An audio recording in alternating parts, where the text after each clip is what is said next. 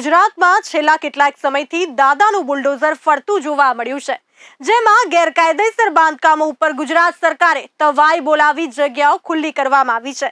પરંતુ આજે પણ ઘણા એવા વિસ્તારો છે જ્યાં લોકો બેફામ બની નિયમોનું ઉલ્લંઘન કરી ₹2ની લાલચે લોકોના અમૂલ્ય જીવનને જોખમમાં મૂકી રહ્યા છે. ત્યારે તંત્રની નજર કેમ નથી પડી રહી તે પણ એક મોટો સવાલ છે. શું તંત્ર કોઈ મોટી દુર્ઘટનાની રાહ જોઈ રહ્યું છે? તો આ અમે એટલે કહી રહ્યા છીએ કેમ કે એક નિવૃત્ત જજ સહિત સ્થાનિકોએ અમદાવાદના બોપલ નજીક આવેલ ગુમામાં એક ગેરકાયદેસર બાંધકામ કરી રૂપિયાની ભૂખે વેપાર શરૂ કરી નાખતા તંત્રને ફરિયાદ કરી જાણ કરવા છતાં તંત્રના કર્મચારીઓ આળસ રાખી રહ્યા છે અને હોતી હે ચલતી હે ચલાવતા નજરે પડી રહ્યા છે. ત્યારે જુઓ અમારા વિશેષ અહેવાલમાં ભૂખ્યા લોકોનો ખેલ.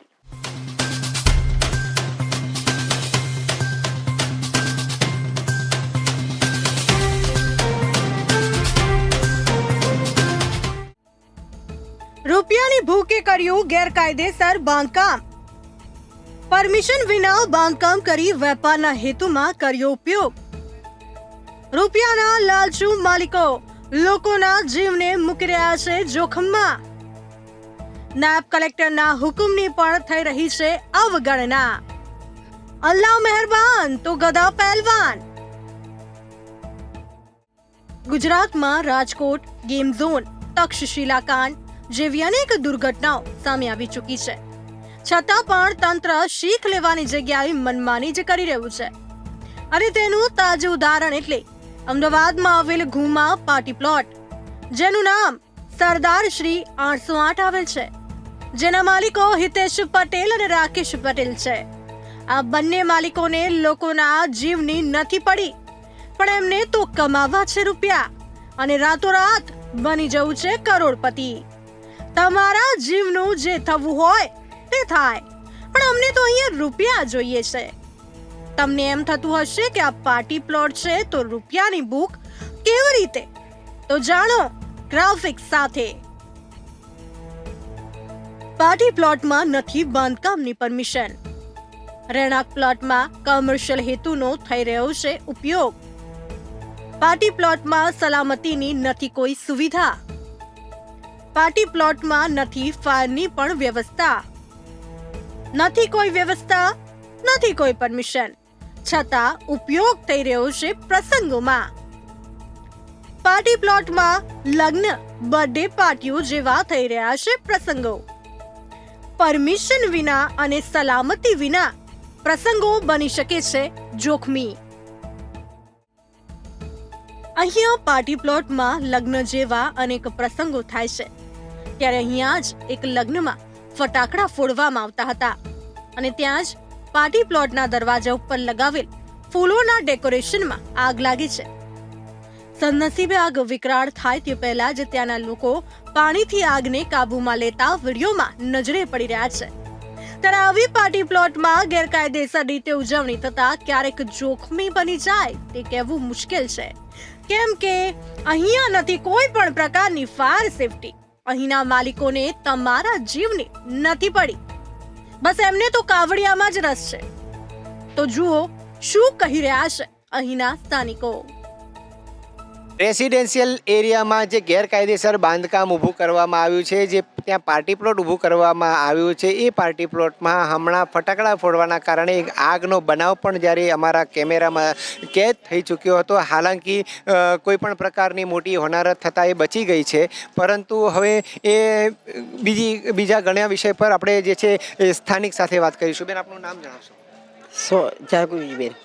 શું કહેવું છે બેન ગેરકાયદેસર બાંધકામ વિશે તમારે? વારંવાર કરી ફરિયાદ, પણ એનો હજી સુધી કોઈ ઉકેલ આવતો નથી. કેટલા વર્ષથી ગેરકાયદેસર બાંધકામ ઊભું કરવામાં આવે છે? એ હવે અમે તો સાહેબ બહુ ટાઈમથી રહેવાની, એટલે બહુ ખ્યાલ નથી મને કેટલા ટાઈમથી કર્યું એ મને. ગેરકાયદેસર બાંધકામના કારણે આપણને કેવી સમસ્યાઓ તકલીફ તો પડે ને સાહેબ. તકલીફમાં કેવી તકલીફ થઈ રહી છે? આ ટ્રાફિકની સમસ્યા થાય, પ્રદૂષણ થાય, એ બધી તકલીફ અને વારંવાર કરી ફરિયાદ પણ હવે અવાજ આવે, રાત્રે સુવામાં ડિસ્ટર્બન્સ થાય, બધું થાય અમારે. એ ક્યાં સ્થાનિકનું કહેવું છે કે પ્રદૂષણની સાથે સાથે જે છે એ પાર્ટી પ્લોટમાંથી મોટો ઘોંઘાટ જે છે ગાયનોનો આવતો હોય છે, મ્યુઝિકનો આવતો હોય છે, જેના કારણે અમને સુવામાં પણ તકલીફ પડતી હોય છે. હવે આપણે એક બીજા બેન સાથે વાત કરીશું જે અહીંયાના સ્થાનિક છે. બેન, આપનું નામ જણાવશો? ચેતનાબેન બોલ. ચેતનાબેન, બેન, આ શું સમસ્યાનો સામનો કરવો પડી રહ્યો છે? આ છે તે હવાનું પ્રદૂષણ થાય, અવાજ વધારે આવે, રાત્રે ઊંઘ ના આવે, છોકરાઓ નાના સૂઈ ના શકે. ગેરકાયદેસર બાંધકામ કેટલા વર્ષથી ઊભું કરવામાં આવ્યું છે? એટલે એ તો અમને ખ્યાલ નથી. આ અમારી બિલ્ડિંગ બની ને 2-2.5 વર્ષ થયા. એટલે એના પહેલા 2-2.5 વર્ષથી આપ જોઈ રહ્યા છો કે અહીંયા એ બાંધકામ ઊભું જ છે? હા અચ્છા. હા 2 વર્ષ તો થયા છે હશે ઊભું એને. કેટલી વાર ફરિયાદ કરી છે? એ તો અમે તો અરજી કરી હતી ને એમાં બધાય અમે સહી કરી દીધી. એટલે વારંવાર ફરિયાદ કર્યા પછી પણ હજુ આનો કોઈ ઉલ્લેખ નથી. હા ઉલ્લેખ નથી. અમારી હા આ એક છે આપણે કે આ અવાજ બંધ કરી દે અવાજ બંધ થાય અને આનું સોલ્યુશન જે ઝડપથી આવે એમ. તો આપને શું લાગે છે કે કોઈ અધિકારીની કોઈ મિલીભગત હોઈ શકે? એ હવે શું સાહેબ ખબર પડે આટલી અત્યારે. વાર ફરિયાદ કર્યા પછી પણ જો કોઈ એ અમે અમારી રીતે ફરિયાદ અમને તકલીફ હતી તમે કરી, પણ એમને હજી કોઈ જાતનું અમને એનું સોલ્યુશન મળ્યું નથી. હવે મળશે કે નહીં મળે એ હવે અમને કાંઈ ખબર નથી. સ્થાનિકોનું એવું કહેવું છે કે અવારનવાર જ્યારે છે તંત્રને અમે ફરિયાદો કરીએ છીએ છતાં પણ તંત્ર દ્વારા અમને કોઈ પણ જાતનું નિરાકરણ લાવવામાં આવ્યું નથી, તંત્ર દ્વારા કોઈ પણ જાતનું સોલ્યુશન લાવવામાં આવ્યું નથી. અને હવે જોવાનું એ રહ્યું કે આખરે ક્યારે આ જે છે અંધ અધિકારીઓ જે છે પોતાના આગળ આંખની પટ્ટી બાંધીને બેઠા છે, ક્યારે જાગશે એ જ મોટો સવાલ છે. હવે સાંભળો, આ પાર્ટી પ્લોટના માલિકો ગુમા વિસ્તારમાં પોતાના પાર્ટી પ્લોટમાં જે તે રૂપિયા કમાવવાની લાલચમાં લોકોના જીવને જોખમમાં મૂકી ઉજવણીઓ કરી રહ્યા છે, તેનો સતત વિરોધ થઈ રહ્યો છે. આ પાર્ટી પ્લોટ વિરોધ સ્થાનિકો સહિત એક નિવૃત્ત ન્યાયાધીશે પણ અમદાવાદ કલેક્ટર ઓફિસ સહિત ફરિયાદો કરી છે. જો કે આ કેસની ગંભીરતા જોતા નાયબ કલેક્ટરે આદેશ કર્યો હતો કે આ પાર્ટી પ્લોટ વિરુદ્ધ જમીન મહેસૂલ કાયદા કલમ 66 હેઠળ પગલાં લેવા હુકમ કર્યો હતો. પરંતુ આ પાર્ટી પ્લોટના માલિકો સાથે અમુક કર્મચારીઓની મિલીભગત છે કે શું?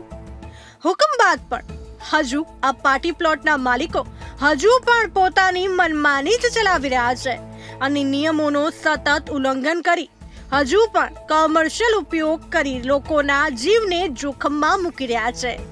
ત્યારે સત્વરે આવા લોભિયા માલિકો પર કાર્યવાહી કરી કડક દાખલો બેસાડવો જરૂરી થઈ ગયો છે.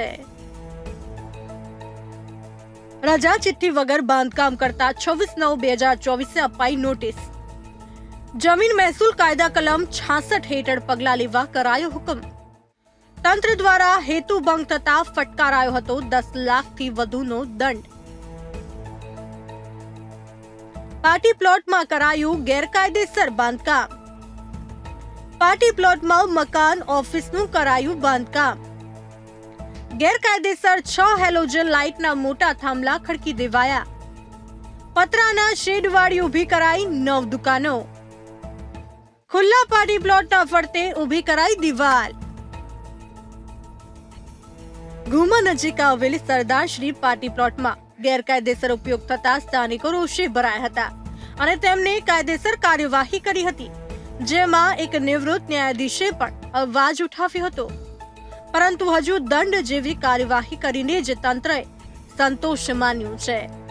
હજી સુધી આ પ્લોટમાં થયેલ ગેરકાયદેસર બાંધકામ પર કોઈ પણ પ્રકારની કાર્યવાહી કરાઈ નથી. પાર્ટી પ્લોટના ધારકો પર કોના છે આશીર્વાદ? રૂપિયાના લાલચુ પાર્ટી પ્લોટના માલિકો સાથે કોની છે મિલીભગત? ઉચ્ચ કક્ષાએ રજૂઆત બાદ પણ પાર્ટી પ્લોટના માલિકો કેમ છે બેખૌફ? તો શું તંત્ર નોટિસ જ રમ્યા કરશે કે પછી ભરશે કોઈ નક્કર પગલા? કયા અધિકારીઓ કર્મચારીઓની છે મિલીભગત? બાંધકામ ગેરકાયદેસર છે તો કામગીરીમાં ઢીલાશ કેમ? નથી બાંધકામની પરવાનગી તો બુલડોઝરની કાર્યવાહી કેમ નહીં? કેમ નથી તોડી પાડવામાં આવતું બાંધકામ? શું મનસા છે તંત્રની? ગુમા ખાતે આવેલી સરદારશ્રી 808 પાર્ટી પ્લોટ છે તે ખેતીલાયક છે, જેમાં વાણિજ્ય હેતુથી ઉપયોગ કરવામાં આવી રહ્યો છે. જે પાર્ટી પ્લોટમાં એક મકાન તથા ઓફિસ તેમજ 6 હેલોજનના લાઇટના મોટા થાંભલા સહિત જમીન ઉપર કરાવ્યા હોવા છતાં તંત્રને કેમ નથી દેખાઈ રહ્યા? તંત્ર સામે અનેક સવાલો ઉઠી રહ્યા છે. જ્યારે કોઈ મોટી દુર્ઘટના બની છે ત્યારે તંત્રની લાપરવાહી જ સામે આવી છે. ત્યારે આ સમગ્ર મામલે એક નિવૃત્ત જજે ગુજરાત હાઈકોર્ટમાં પિટિશન દાખલ કરી છે. તંત્ર જ્યારે નિષ્ક્રિય બની જાય છે ત્યારે લોકોને કોર્ટના દરવાજા ખખડાવવા પડ્યા છે. અને આ કેસમાં પણ આવું જ બન્યું છે. કોર્ટમાં મામલો પહોંચી ગયો છે. ત્યારે શું તંત્ર કોર્ટ હુકમ કરશે પછી જ કાર્યવાહી કરીશું તેવું વિચારી રહી છે કે શું? જો તંત્ર આવું જ વિચારતું હોય તો શરમથી ડૂબી જવું જોઈએ. જો કોઈ દુર્ઘટના થઈ જશે તો જવાબદાર કોણ? તમારી આળસ અને તમારી લાપરવાહી જોજો કોઈનો જીવ ના લઈ લે. સમાચાર પ્રસિદ્ધ કરવાનો બી ઇન્ડિયાનો હેતુ લોકો આવા પાર્ટી પ્લોટથી ચેતતા રહે અને આવા રૂપિયાના લાલચુઓ બીજા ઉભા ના થાય, તે જ હેતુથી આજે અમે આ સમાચાર પ્રસિદ્ધ કર્યા છે. ત્યારે જોઈએ નગરોળ તંત્ર બુલડોઝર જેવી કામગીરી કરે છે કે પછી તમાશો જ જોયા કરશે.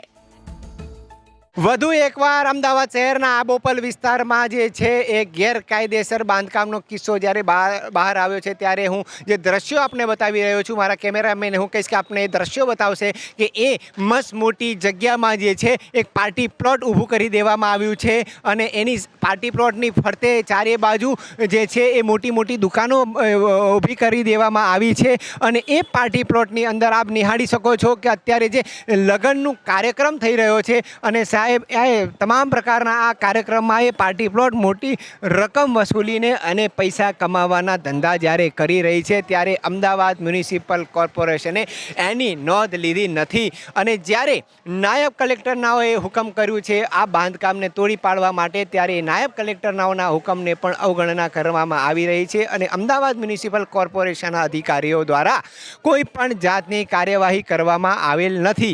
આને આપણે શું કહી શકાય?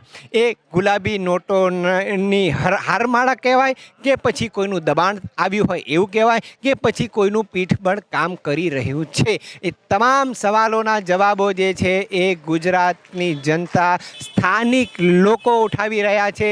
અને સ્થાનિક લોકોનું એવું પણ માનવું છે કે આ ગેરકાયદેસર બાંધકામના કારણે અમે બહુ જ ત્રસ્ત છીએ.